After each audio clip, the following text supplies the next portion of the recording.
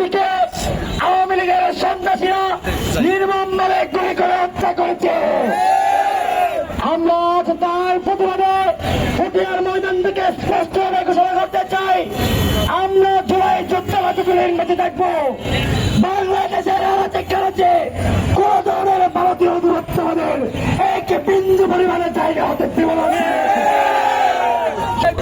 গুলি সেটা হাতের মাথায় করা হয় নাই, সেটা বাংলাদেশের মানচিত্রের উপর গুলি করা হয়েছে। একজন হাতি চলে গেছে, আজকে হাজার কোটি হাতি রাজপথে মিছিল করছে।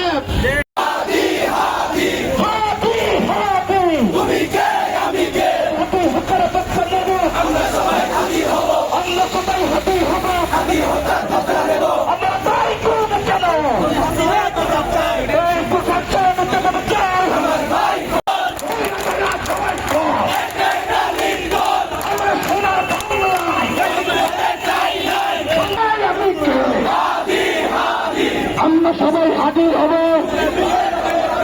মুজিববাদের কবর দেব, আমরা সবাই হাজির হব, মুজিববাদ হুশিয়ার সাবধান, বাংলাদেশের অ্যাকশন, ডাইরেক্ট অ্যাকশন, তুমি কে আমি কে, হাতি হাতি হাতি হাতের বিচার চাই, বিচার বিচার বিচার চাই, বিচার বিচার বিচার চাই, বিচার আমরা সবাই হাতি হব, খবর দেব, ছাত্রলীগের খবর দেব, আওয়ামী লীগের খবর দেব, আমরা সবাই হাতি হব, আওয়ামী লীগের খবর দেব, আওয়ামী লীগের খবর দেব, তোমার দেশ আমার দেশ, তোমার দেশ আমার দেশ, তোমার দেশ আমার দেশ, দিল্লি না ঢাকা। ওসমান হাদিকে আওয়ামী লীগের সন্ত্রাসীরা নির্মমভাবে গুলি করে হত্যা করেছে। আমরা তার প্রতিবাদে ফুটিয়ার ময়দান থেকে স্পষ্টভাবে ঘোষণা করতে চাই, আমরা জুলাই যুদ্ধবাদীগুলির বেঁচে থাকবো। বাংলাদেশের রাজ্যে কোন ধরনের ভারতীয় দূরত্ববাদের এক বিন্দু পরিমাণে জায়গা হতে দেব না। আমরা একজন ছাত্র প্রেমিককে আমরা হারিয়েছি। গুলি সেটা হাতের মাথায় করা হয় নাই, সেটা বাংলাদেশের মানচিত্রের উপর গুলি করা হয়েছে।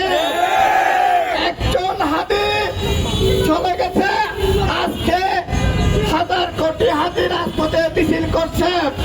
আমি ভারতীয় আধিপত্যবাদের বিরুদ্ধে বলতে চাই, আমরা 1971 সালে এই দেশ স্বাধীন করেছি, কিন্তু 54 বছর ভারত এই দেশকে শোষণ করেছে, ভারত এই দেশের আগ্রাসন প্রতিষ্ঠা করেছে। যারা ভারতের আগ্রাসনের বিরুদ্ধে কথা বলেছে, তারা এই টার্গেট কিলিংয়ের শিকার হয়েছে। আওয়ামী লীগ বর্তমান সময়ে আমাদের ক্ষতি করার কোন পরিস্থিতিতে নাই। আওয়ামী লীগ আমাদের ক্ষতি করতে পারে না। এখন আমাদের সব থেকে বেশি যে ক্ষতি করে সে হচ্ছে সুশীল। এই সুশীল সমাজ কারা আপনাদের চিন্তা হবে।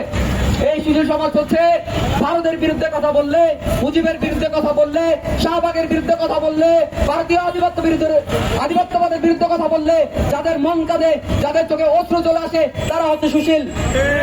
এই ভারতীয় আধিপত্যবাদ, এই শাহবাগ, এই শাহবাগী, এই মুজিব এবং শেখ হাসিনার বিরুদ্ধে যদি কলা গাছে দাঁড়াই, আমি কলা গাছের পাশে দাঁড়াবো। আমি আশা করি আপনারাও দাঁড়াবেন।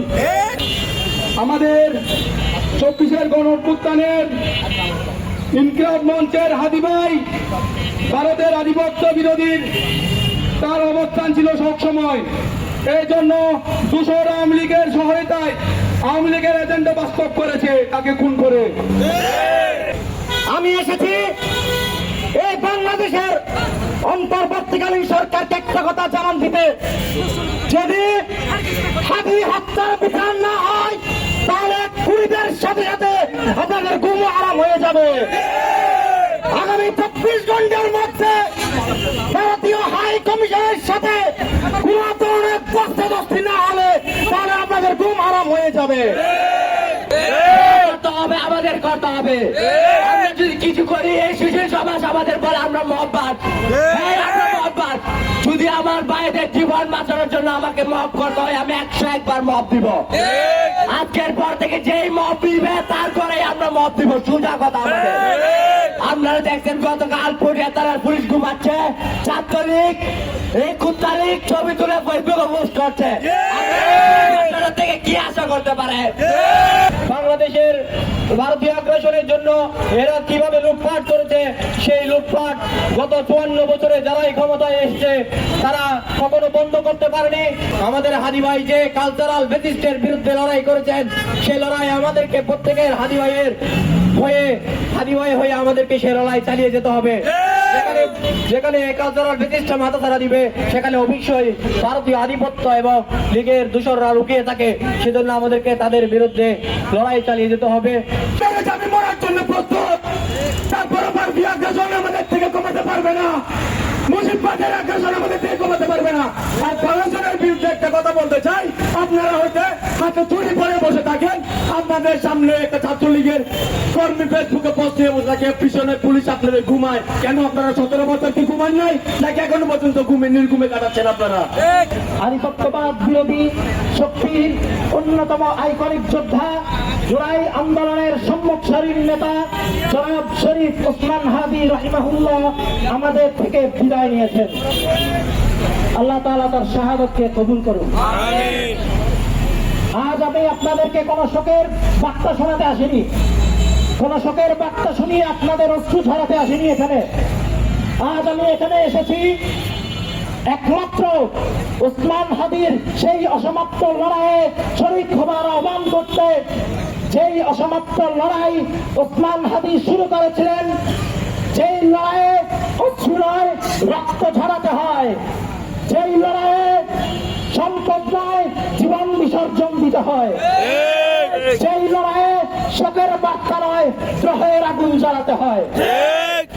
আমি আপনাদের কাছে আশা করব, বাংলার দমাল ছেলেরা শহীদ ওসমান হাদির রক্তের বলে বলিয়ান হয়ে প্রতিশোধের আগুন কলবে প্রজ্বলিত করে, অন্তরে প্রতিশোধের আগুন জ্বালিয়ে আজাদির সেই আন্দোলনের দিকে এগিয়ে যাবে, সেই আন্দোলন শুরু করে গিয়েছিলেন শহীদ ওসমান হাদি রহমতুল্লাহ আলাইহি।